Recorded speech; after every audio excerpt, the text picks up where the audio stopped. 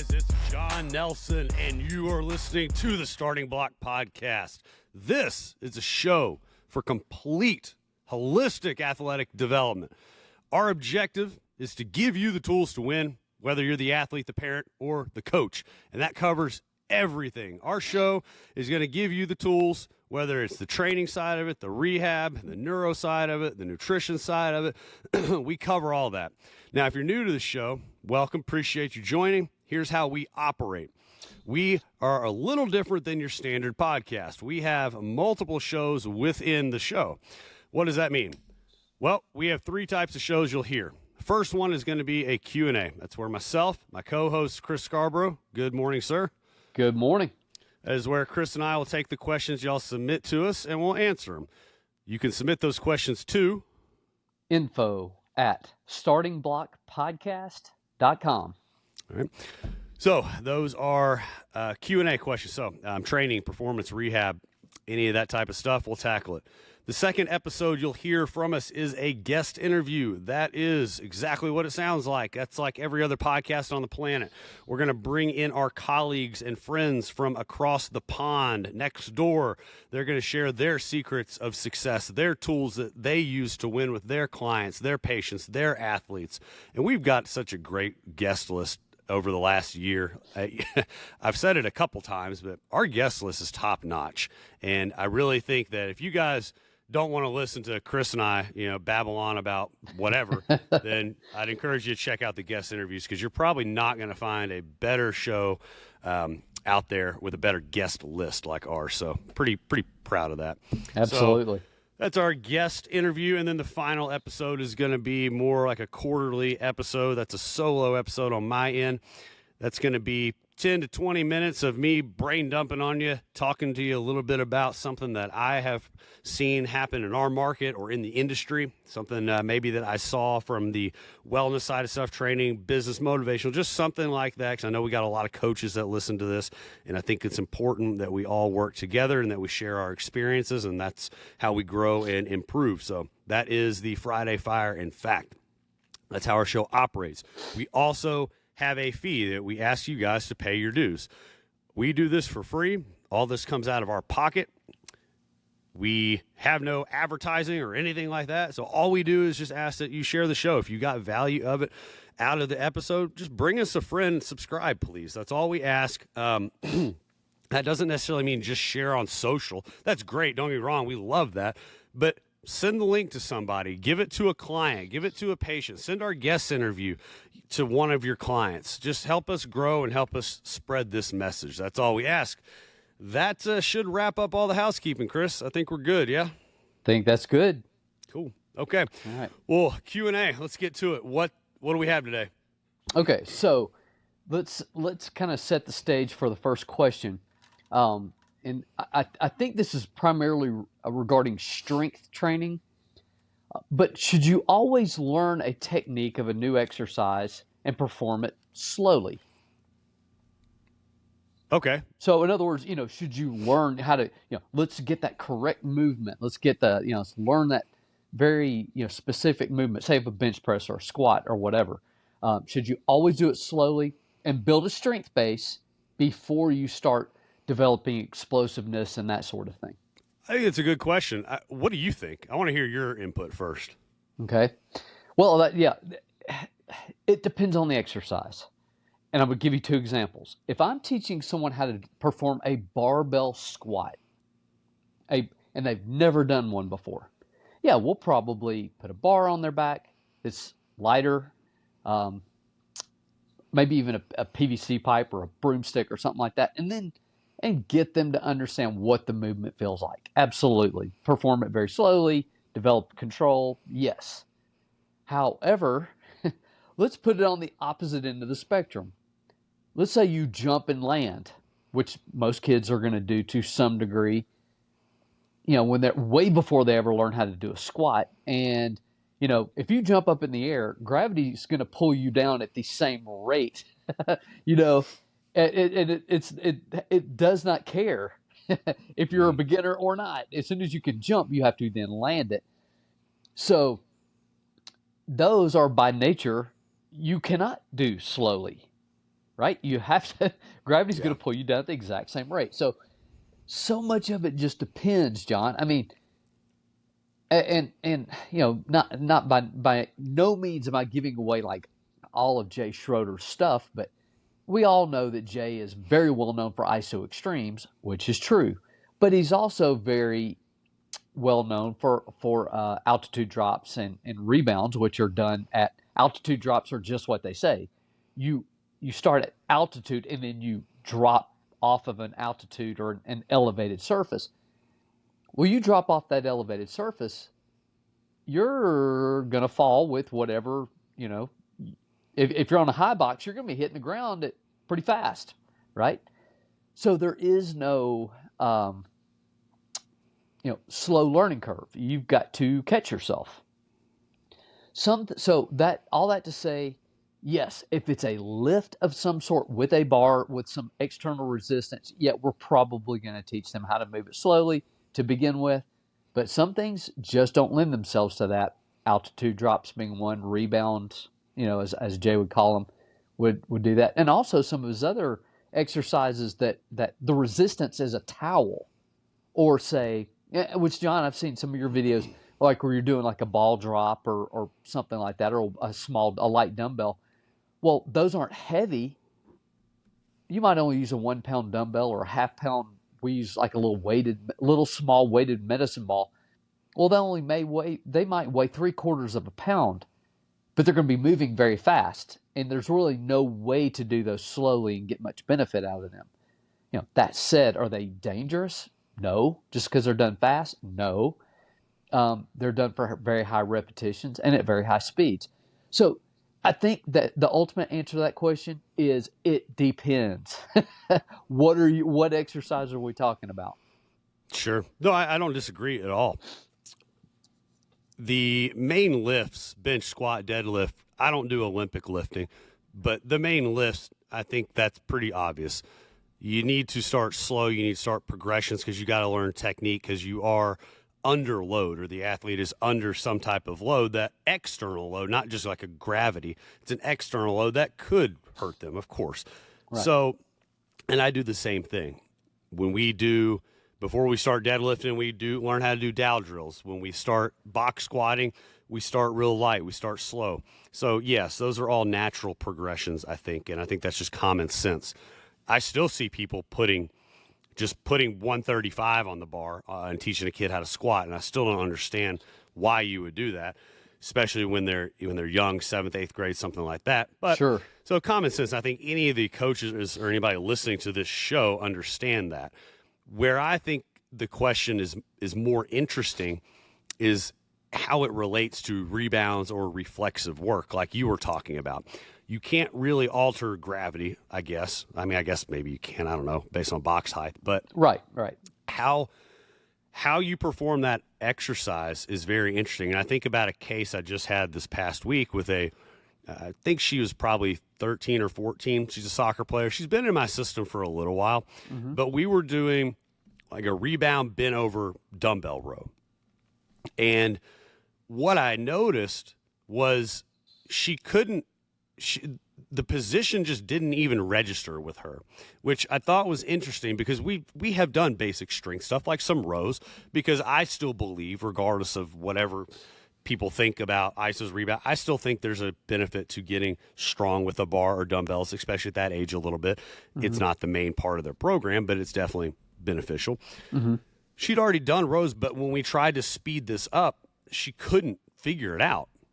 Like the back was rounding, elbow flying out. The whole concept of the exercise broke down. So I actually alternated between heavy and light to see, did that vary? Because I've actually seen people or heard people say, like, train something like a reflexive or a rebound actually heavy first and then go light. Mm-hmm. And I think we've talked about that before. So I think that's where it gets kind of interesting. What do you think on that perspective? Like, with this particular girl, how would you have approached that? Would you have tried to go a little, I'm not talking max, I'm talking maybe like a 50% type of weight and just had her mm-hmm. drop and catch, or go lighter to that 1 or 2 pound and try to actually get the technique? Yeah, that's a good point. Especially with a very specific example like that. And, without knowing her, I mean, clearly, I can't answer that question specifically without saying clearly we're gonna have a little trial and error here, right?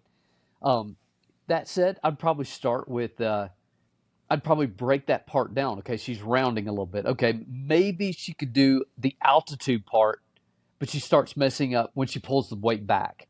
So let me just make sure, John, that I got the right picture. She's got the bar up, so she's basically got like her hand by Or her rib dumbbell. cage. She's Yeah, got a dumbbell by her dumbbell. rib. Yeah, she's in a kind of a split squat stance, hinged over.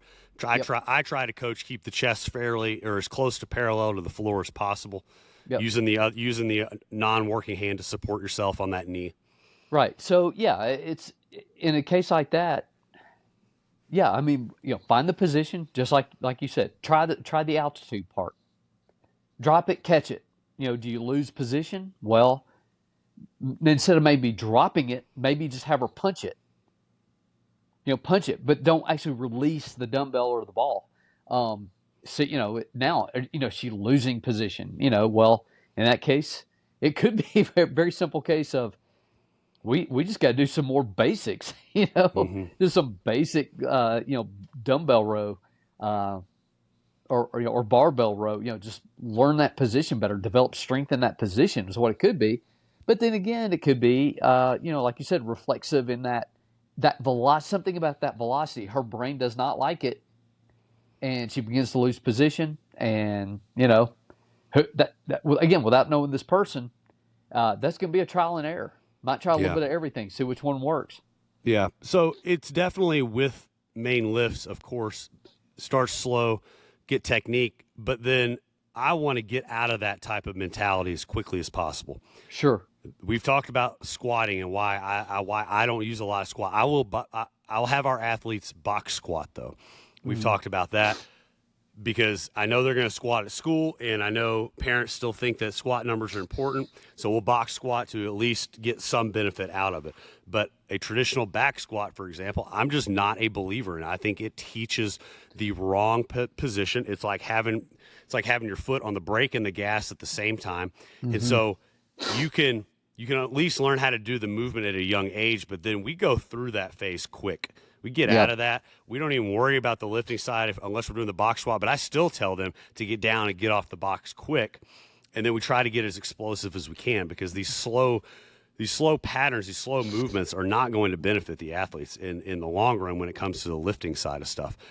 Right. Now, slow movements like extreme slow movements, yes, that is a whole different ball game. Sure. Yeah. It's funny you brought that up because that's exactly what I was thinking. So anybody who's listening to this, we're not talking about the extreme slow. Okay, Correct. Those we're talking are about your basic type of CS type of lift or something. Yeah. We're talking about your, maybe as slow as say, 3 to 5 second lowering perhaps, and lifting it as fast as you can. The lifting part. We're super slow's in a category by itself. So let's take those out.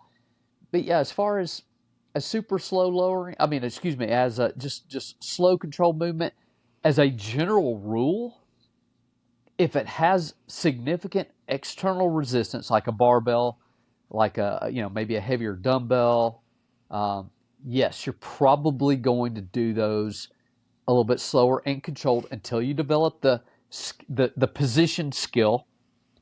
Then you start developing explosive work out of it very quickly. I totally agree. Yeah, cool. All right, good question. What's our second one? All right, so John, you're the expert in this. What is with the tape around people's ankles?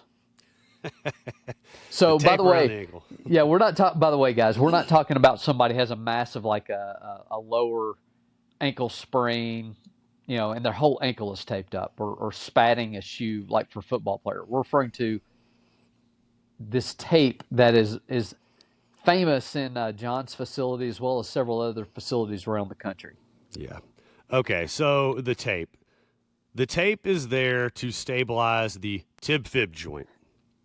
Now, the tib-fib joint is very unique. It's one of two joints in the body designed this particular way.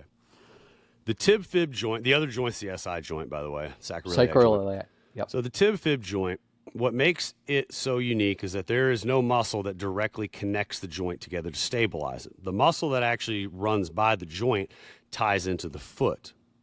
Right. So this is very important.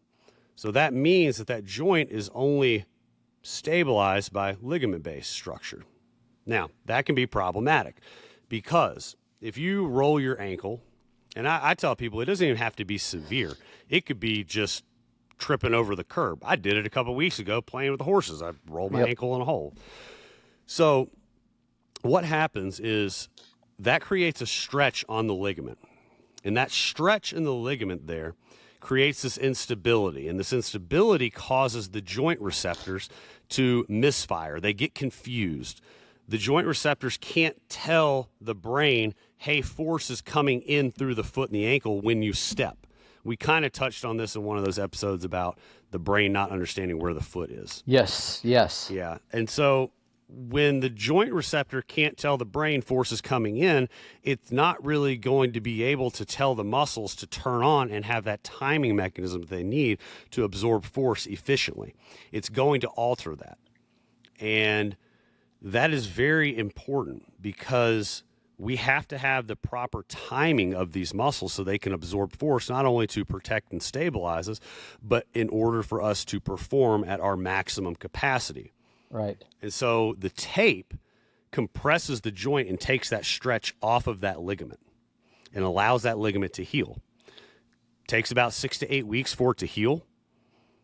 And that's really the foundation of what the tape does. Right. Yeah. Go ahead. I was just going to say, as a recipient of this test, I failed it once, and then I had to consistently wear that tape for a period of time, in which mine healed just fine. I had no problems after that. But it is interesting to see that, again, we're not talking about wrapping the whole ankle. We're referring to one piece of tape just above the ankle bone, and it basically stabilizes that whole thing, because what's so interesting, John, is the whole leg can go weak. You take one step, Correct. The whole leg, it's almost like the muscles didn't all of a sudden get weaker. They lost the timing. They lost the timing mechanism that they should have, as you said, to be able to protect, to be able to turn on in time. I have seen them get weaker because excuse me. I have seen them get weaker because you'll actually see like force outputs drop. Sure. So yes, they can get weak, but that's not really what we're looking for. We're looking more for that timing. But yes, it does impact that because it impacts how well the muscle can engage and turn on and contract and release. Yeah, absolutely. So anytime you mess up with the joint receptor anywhere, again, ask anybody who's had a surgery. Their muscle around the joint that they had surgery on, an orthopedic type surgery, it atrophies like immediately. Yeah. That's because you just messed up all the joint receptors. Yeah. So, or at least a reason. So. And so the tib fib joint is so powerful, and there's so much that goes on. Remember, our joints are very neurologically rich. They provide a lot of information to our nervous system. And when there's alterations in that joint function, that is going to create issues up the chain. It may create issues locally, but it can create an issue up the chain as well. One tib fib weakness can be the cause of any problem in the body. I've seen people, you've talked about it before with somebody, I think with a shoulder issue, and it was the opposite tib fib. That's a very common thing. Sure. I see that. Excuse me. I see that all the time as well. And inevitably, the next question that is asked is, okay, so I wear the tape. What if I tape my ankles during a sporting event? Well, I still tell you, try to wear the tape underneath it if you can. Sure. And the tape, that doesn't do the same thing. Taping the ankle versus taping the tib fib joint is not the same thing, right? the tib fib joint itself, you got to understand there is just no structure there to help stabilize it. So I don't care. You could have rolled your ankle 30 years ago. I pretty much guarantee you it didn't heal the right way. And it's not something that doctors miss. And I always try to make that clear. That's not like, Sure. So when you go to the doctor, the ortho, this isn't something they miss. This is just a different approach and evaluation to that. Right. It didn't heal, and I guarantee you it's still weak and it's still there, and it's created this compensation in the body. And maybe that resulted in muscles shutting down, and that's all of a sudden why you've got a back issue, Right. whatever the case may be. So I still tell you, try to wear the tib fib tape if you can. I try to avoid the braces and taping of the ankles as much as possible. There are, I think, certain scenarios where it's okay. Like I would say a football lineman is probably one of the only people that is okay to wear ankle tape fairly regularly. Right. I mean, right. when you're going head to head with 250, 300-pound guys every single play, it's probably okay to have those ankles taped up. Yeah. Yeah. But- there is right. And yeah, we're referring to a joint, a specific joint that doesn't have muscular support on its own. It has none of its own muscular support. Thus, we need an outside brace, if you will, in this case of the tib fib joint taping. So, And then one of the interesting questions that I get asked too is, does my ankle mobility play a role in that? And I think that's a very interesting and intriguing question, because I think you could look at it as which came first, the chicken or the egg. Maybe that was weak, and so the body locked things down, or maybe you were already locked down and it caused it to be weak. I don't really know. right. I usually just tell people I don't have an answer for you on that. I don't think it does personally.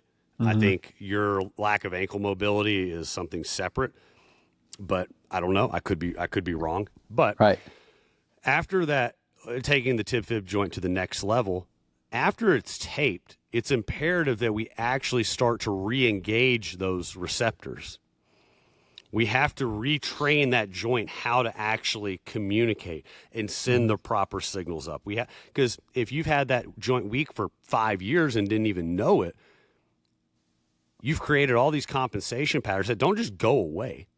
You have Right. to re-educate these things. So that's where things like altitude drops, ISOs, all that type of stuff. We'll do cars and things as well, joint articulations. Taking the joint through the greatest range of motion. But I like to do a lot of drops. I like to immediately try to get somebody into, based on where they are, their age and all that stuff, I like to try to get them absorbing impact as quickly as possible. Now, that may be off of like a 4-inch step or something, or with an athlete, it may be off a 12-inch box, whatever. Right. But start to gradually build that back up. Sure. But yeah, exactly. Because you want to re-engage, get, like you said, retrain. Let's get that thing retrained. Okay. It's now safe, but it's almost like it's safe, but now it's almost it's got to learn all over. Mm-hmm. So Another statement that I think is important to note is, I don't know if this is done anymore, and I'm not going to name the people that do this, but I know that there are people out there that utilize electric muscle stim on that joint. They test it, they put the stim on it and check it again, and then it tests strong, and they're like, ooh, it's good. No, that's not how that works. right. What happened there is you just created a feedback loop that just engaged the muscle. It didn't change the actual physical property of the ligament. That is what is causing the problem, and that's what's altering Right. the feedback. Sure, you can send that afferent feedback up, cool, and maybe the muscle will engage. But as soon as you take 2 steps, it's probably going to disengage just like that. So Right. I encourage people to do not be fooled by that. Yeah. Yeah. It's not, you're not saying don't use it. You're not saying don't use stem on it. You're saying No, don't no. rely on stem. No, Right, don't rely what on I'm saying it is fixing I the know problem. there are people Right. that will use stem as a validating point for the test. Yeah. They'll test the tib fib. They'll try to show it's weak. Then they'll put the stem on it, on that joint, let it run for however long it is that they want to do it, and then they retest the joint, and all of a sudden it tests strong. Right. That no, it doesn't work that way. Yeah, it doesn't work like that. That's No, right. That's yes. a feedback loop. That's all that. That's afferent feedback. That's just kind of re-engaging everything. That it's a structural this is actually a structural weakness that has to heal. Yes. Yes, and it can't as long as you're bearing weight on that leg without supporting that ligament or without supporting that joint specifically. Hmm. It will just keep re-stretching. It'll keep re-injuring itself, so to speak. Even if there's no pain, it just kind of re-stretches, and it just can't heal like that. That's why we have to create that. I'm going to call it an artificial ligament. An artificial external ligament is really what we're Sure. doing with that tape. So, Yeah. yes, And the SI joint works in a similar manner. right, Similar. and It's a little more complicated, but similar. right, Yeah. yeah, So that's a good question. Yeah, because it's I've a had good mine question. taped up for a couple weeks, and so I've got asked that pretty often. And quite frankly, it's something that I tend to check fairly regularly with people, but just because it is so important, because you may not even know that it's going on. And here's I've actually got a story here that I completely forgot Okay, about how it actually changes performance. So yes, we use a handheld dynamometer a lot of times. You may have seen that in some of my posts. yeah, Garrett at NewFit, a lot of NewFit practitioners use it as well. sure, So I've seen changes in force output with that tib fib being weak versus it being taped. But the story that I want to share is it's very unique. It's very interesting. Is I had a pitcher. This was quite a few years ago. He is in the pros. I don't know. I think he's in Double A somewhere. I don't know. I haven't talked to him in a minute. okay, So in high school, and you probably know who this guy is. I think you probably met him once or twice, Chris. We were at our old facility. But he was a left-handed pitcher, very, very talented young man. He had trained with us for quite a few years, so I knew him very well. We were pretty close. I knew his body. I knew what to expect. We were able to kind of manipulate and adjust things as needed, and all good. So his right, senior year, our objective was we had to get to 95 miles an hour. That was very important for his draft stock.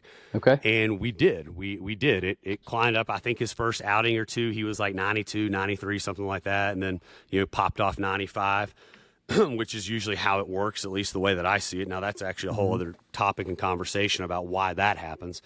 So he's at 95, and I feel like he stayed at 95 for a game or two, which is great. He just needed to touch it. That's all that mattered. You have yeah. a 95-mile-an-hour left-handed pitcher, done. That's it. Oh, you're right, So it's a right, good thing, right? But then what happened is he all of a sudden dropped. He dropped to like 89, 90, something like that. We weren't touching it anymore. And it's been, like I hmm, said, probably 6 years now. So I don't remember the exact numbers. But I do know he dropped off. And I could not figure out what was going on. There was no pain. There was nothing. He was still throwing fine. right, His velo was down. Nothing changed in our training routine. Nothing changed with his school routine. Nothing changed yeah, with his throwing routine. Sleep, all of it fine. And then it just hit me one day when I was checking him. I decided, hey, let's just check this joint. And sure enough, boom, I checked that tib fib joint on his right leg because he's a left-hand thrower, so his right leg would be his plant leg coming down right, the mound. And sure enough, that joint was weak. It was unstable. And so we taped it back up, and the very next game, we're right back there. We're right back 94, 95 again. yeah, And I thought that was really incredible to see that happen and to see how that joint can impact performance. sure, Now, what caused that weakness, I don't know. I don't have an answer. I maybe he told me and I forgot, but I don't really know if he rolled it or not. I'm not really sure. I think it can also be a neural pattern as well. The right, brain is saying, hey, I need to protect you for whatever reason, and so I'm going to weaken this area. I don't know. Maybe I'm way off there. I don't right. know. What are your thoughts on that? Yeah, I would think, in a case like that, your body's going like, I cannot absorb the force properly when you put enough energy into the system to throw 95. I don't feel safe decelerating that, but I do feel safe decelerating 89 miles an hour, 90 miles an hour. That's what your brain does. It does everything it can do to back you off to the point where it feels safe. It no longer feels a threat. 95 is a threat, 90 is not. Guess what? You're throwing 90 today, buddy. Mm-hmm. I'm Yep. not going to let you go to 95. So, tape the joint. It feels safe again, throwing 95, and there you go. That's my thought.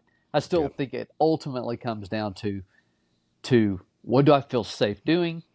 That's what I'm going to let you have. So, Yep. and by the way, similar story of tib fib. Again, you could say if that person had had an SI problem, could you see the same thing happening? Yeah, I mean in terms of the pitching result, yes.